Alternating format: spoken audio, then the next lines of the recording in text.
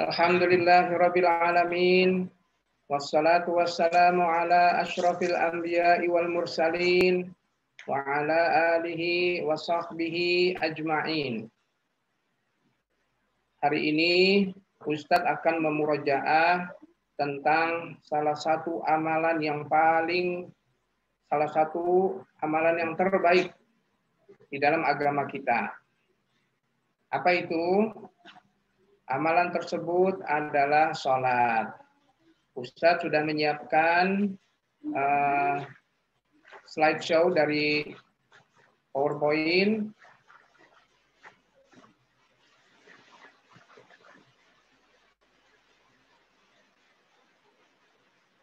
Mohon ini hostnya izinkan ini Ustadznya pakai PowerPoint.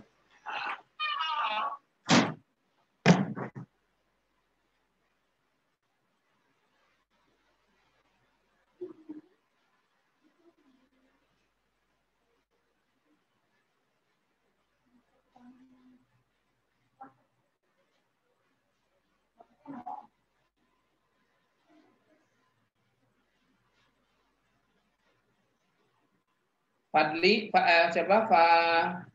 ya.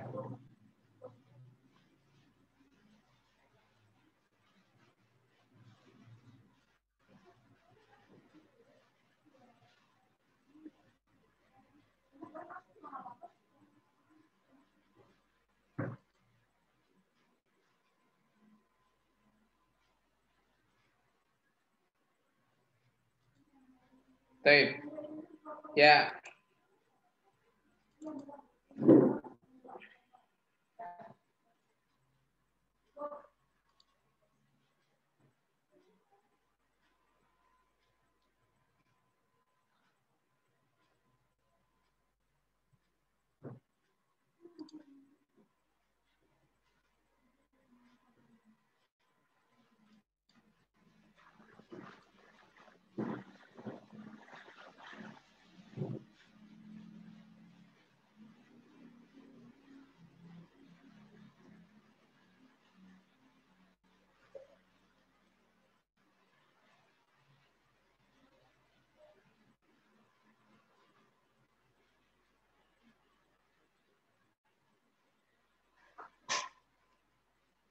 Ulangi lagi ya sama Ustadz ya.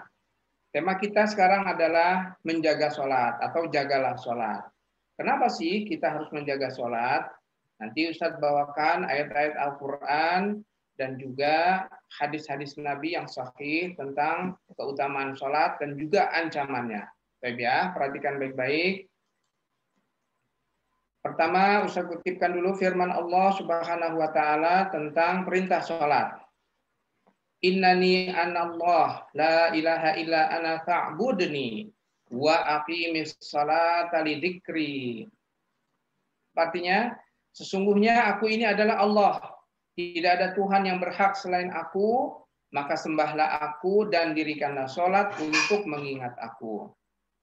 Di sini Allah Subhanahu wa Ta'ala menyuruh kita sholat setelah menjelaskan kepada hamba-hambanya bahwasanya aku adalah Tuhan yang satu-satunya yang berhak disembah. Ini adalah tauhid. Jadi setelah tauhid diperintahkan oleh Allah mendirikan sholat. Ini ayat pertama atau dalil pertama ya. Kemudian sholat itu adalah bangunan Islam. Salah satu bangunan Islam adalah sholat. Rasulullah Shallallahu Alaihi Wasallam bersabda, "Bunyal Islamu ala khamsin, syahadati an la ilaha illallah, wa anna Muhammadar Rasulullah, wa iqamis salah." Ya, sampai situ aja. Karena pembahasan kita tentang sholat ya. Islam itu dibangun di atas 5 perkara, yaitu pernyataan bersaksi bahwa tidak ada yang berhak disembah melainkan Allah, dan bersaksi bahwa Muhammad adalah hamba dan utusan Allah, dan menunaikan sholat atau mendirikan sholat. Jadi tidak cukup hanya dengan mengucapkan 2 kalimat syahadat.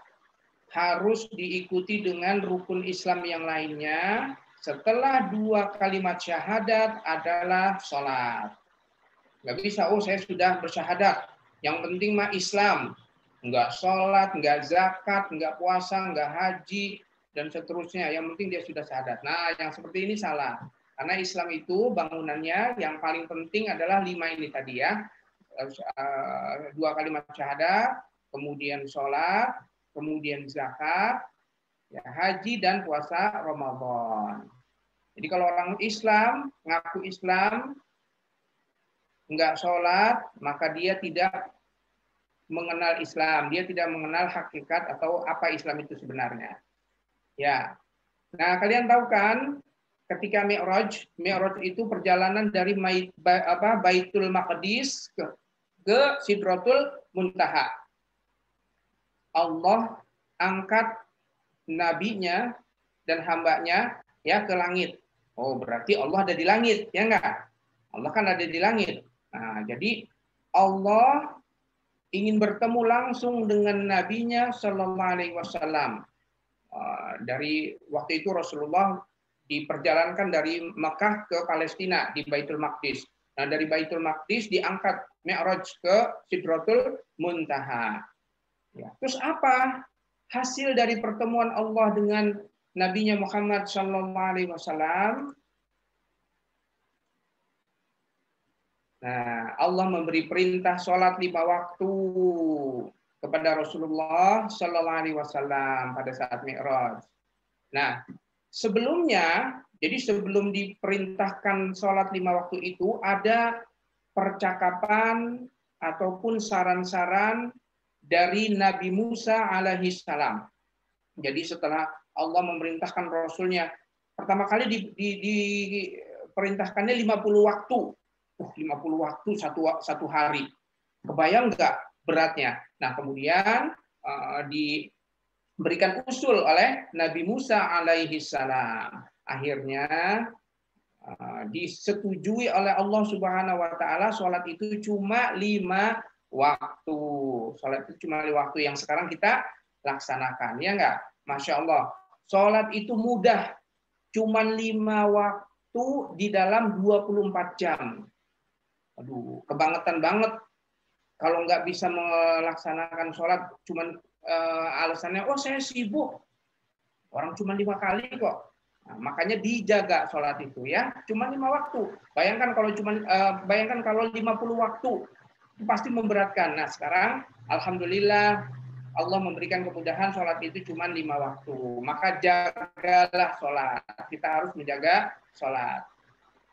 Sholat juga disebut tiang agama. Rasulullah Shallallahu Alaihi Wasallam bersabda, "Ra'sul amril Islam wa umuduhu as-shalah."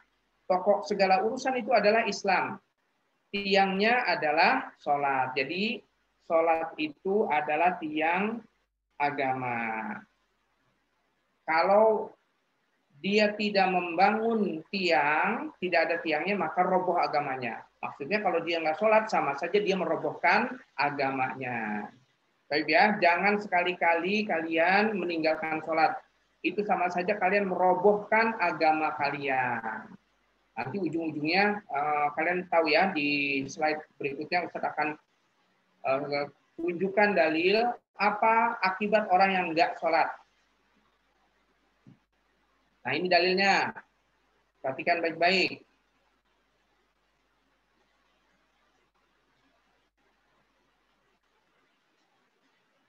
Nah, sholat itu juga amalan terbaik. Wa'lamu anna khaira a'malikum as-shalah. Ketahuilah sesungguhnya sebaik-baik amalan kalian adalah sholat. Kan amalan itu banyak ya, menyingkirkan duri dari jalan, kemudian bersedekah, membantu fakir miskin, menolong orang yang kesusahan, ya terus tersenyum. Nah yang terbaik itu setelah syahadat adalah sholat. Jadi jangan lupa ya untuk mengerjakan sholat. Baik, ini maksud. Sholat itu adalah amalan yang pertama kali dihisab. Dihisab itu apa sih? Dihitung. Ya, artinya perkara yang pertama kali dihisab dari seorang hamba pada hari kiamat adalah sholat. Apabila sholatnya baik, maka seluruh amalnya pun baik. Apabila sholatnya buruk, maka seluruh amalnya pun buruk. Jadi jangan, sekali lagi, amalan sholat itu adalah amalan yang utama, ya, sampai-sampai Allah Subhanahu wa taala memi'rajkan nabinya Muhammad SAW, ya, memerintahkan sholat itu pada saat peristiwa Isra Mi'raj, tidak melalui perantara malaikat Jibril. Terus kemudian juga sholat itu adalah amalan yang terbaik. Kemudian sholat itu adalah amalan yang pertama kali dihisab. Jaga sholat, ya, anak-anak yang soleh dan soleha, jangan malas sholat. Kemudian sholat itu juga mencegah perbuatan keji dan mungkar. Apa hubungannya nih? Sendal jepit ada label Kapolri. Nah, nanti dijelasin ya. Inna sholata tanha 'anil fahsya'i wal munkar. Sesungguhnya sholat itu mencegah dari perbuatan keji dan mungkar. Yang membuat orang itu ngerem dari perbuatan keji, buat perbuatan dosa dan maksiat itu adalah sholat. Ustadz, teman saya tuh dia sholat ke masjid, pulangnya nyolong sendal jepit. Padahal habis sholat. Nah, gimana tuh? Nah, kita katakan sholat, maksudnya jangan menyalahkan sholatnya.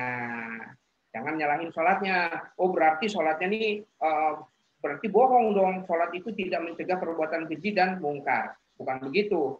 Kalau dia nggak sholat, bisa jadi dia nyolongnya, mencurinya bukan sendal jepit lagi.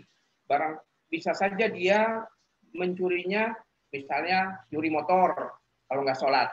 Ya syukur-syukur dia sholat, cuma nyolong sendal jepit. Ya, tapi tentu saja nyolong sendal jepit juga dosa ya. Intinya sholatnya jangan disalahkan. Tetap kita katakan mencegah perbuatan keji dan mungkar itu didapatkan dengan melaksanakan sholat.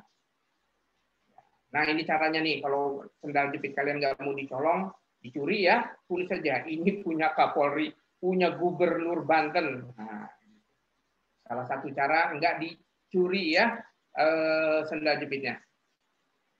Terus sholat ini kalian tahu kan 2 rakaat sebelum subuh itu lebih baik daripada dunia dan seisinya.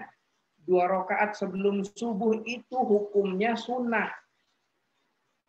Tapi pahalanya aja katanya lebih baik daripada dunia dan seisinya. Itu baru sholat sunnah. Apalagi sholat wajibnya, sholat subuhnya 2 rakaat. Apalagi ditambah sholat duhur 4 rakaat. Apalagi ditambah lagi sholat asar 4 rakaat. Maghribnya 3 rakaat. Isya-nya 4 rakaat. Lebih baik dari dunia dan seisinya, dan seisinya, dan seisinya, dan seisinya. Ya enggak? Kalau kamu nggak mengerjakan sholat subuh, maksudnya sholat sunnah sebelum subuh, nggak mendapatkan pahala yang lebih baik dari dunia dan seisinya. Tapi nggak dosa. Ya, karena hukumnya sunnah. Tapi sayang kalau ditinggalkan sholat sunnahnya. Ya. Nah, apalagi kalau tidak mengerjakan sholat subuhnya. Na'udzubillah min dzalik. Baik ya. Jadi ingat nih, pahala sholat itu lebih baik dari dunia dan seisinya. Kemudian juga pembeda antara kafir dan muslim. Orang kafir mah nggak sholat.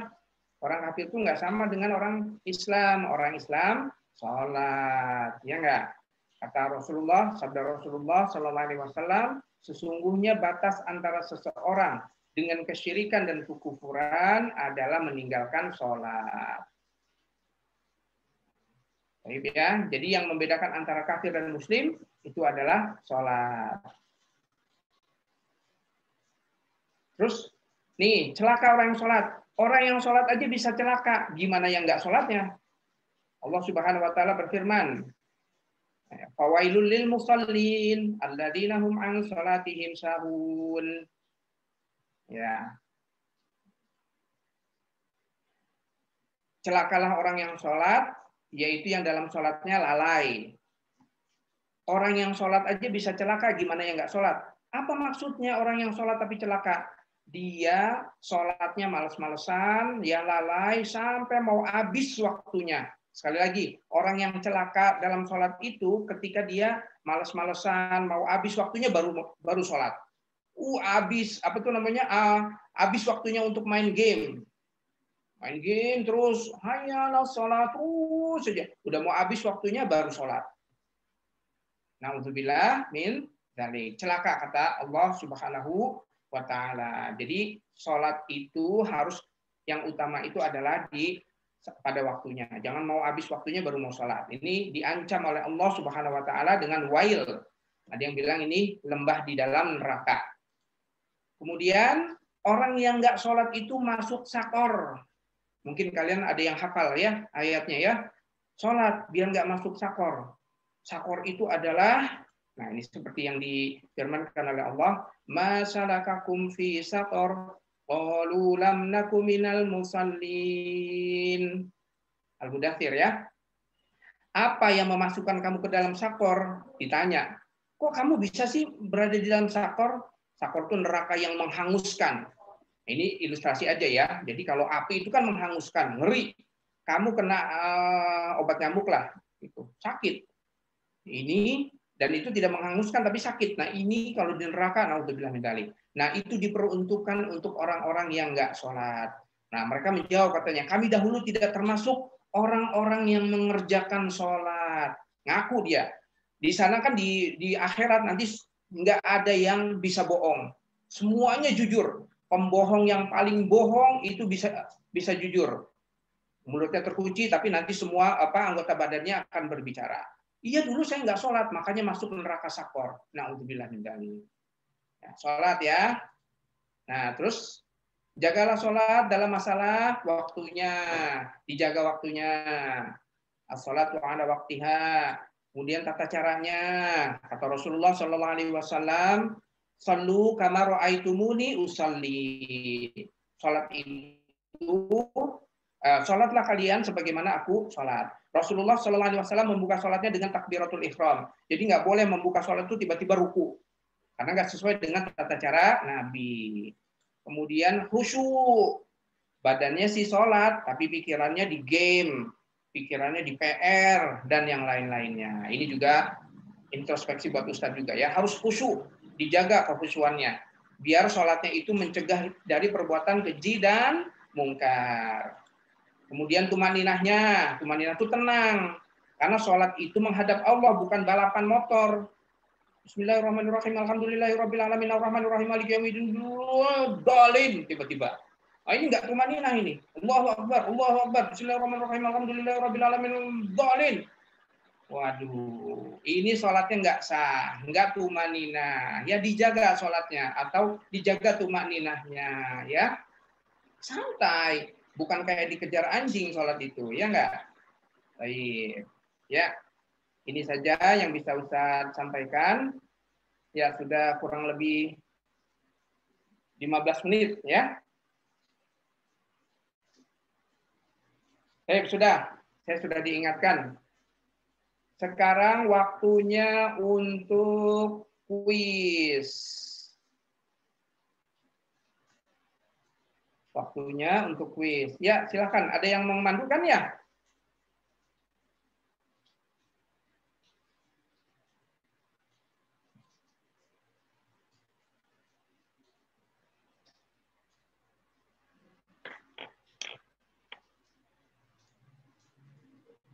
Baik.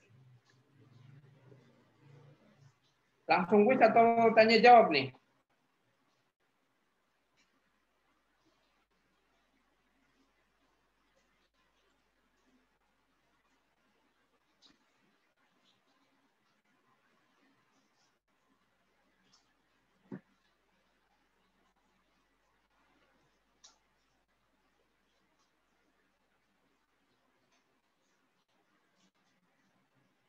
Ya, itunya sudah dibagi ya, linknya ya. Baik.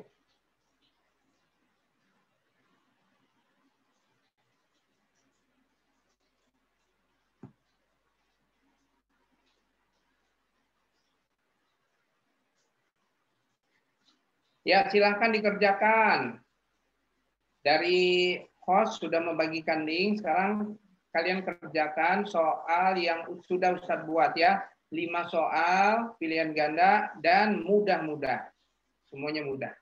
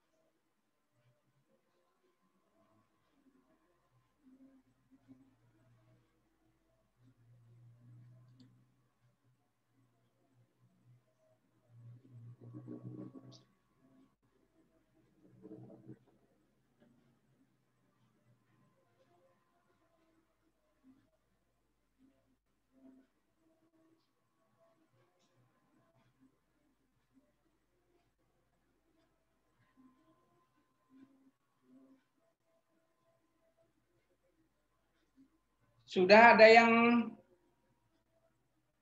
mengirimkan jawaban kuisnya? Nanti Ustadz pilih ya, 2. Oke. Masya Allah. Pemenangnya, bismillahirrahmanirrahim. Ini pemenangnya ya, Rizky Ahmad kelas 3C. Barakallahu fiik. Zadakallahu ilman nafi'. Kemudian yang kedua Ismail 1C. Barakallahu fiik wa zadakallahu ilman nafi'. Sudah ya? Rizky Ahnaf atau Rizky Ahmad ini? Rizky Ahnaf mungkin ya. Rizky Ahmad kelas 3C dan Ismail kelas 1C pemenangnya. Baik, itu saja yang bisa Ustadz sampaikan. Mudah-mudahan kita diberikan kekuatan oleh Allah Subhanahu wa taala untuk senantiasa sholat sampai akhir hayat kita. Kita dalam kehidupan sholat sampai nanti kita nggak bisa sholat tapi disolatkan. Ya enggak? Semua kita nanti disolatkan. Subhanakallahumma wa bihamdika asyhadu an la ilaha illa anta astaghfiruka wa atubu ilaik. Sudah ya di sini ya, sudah Ustadz umumkan ya. Baik.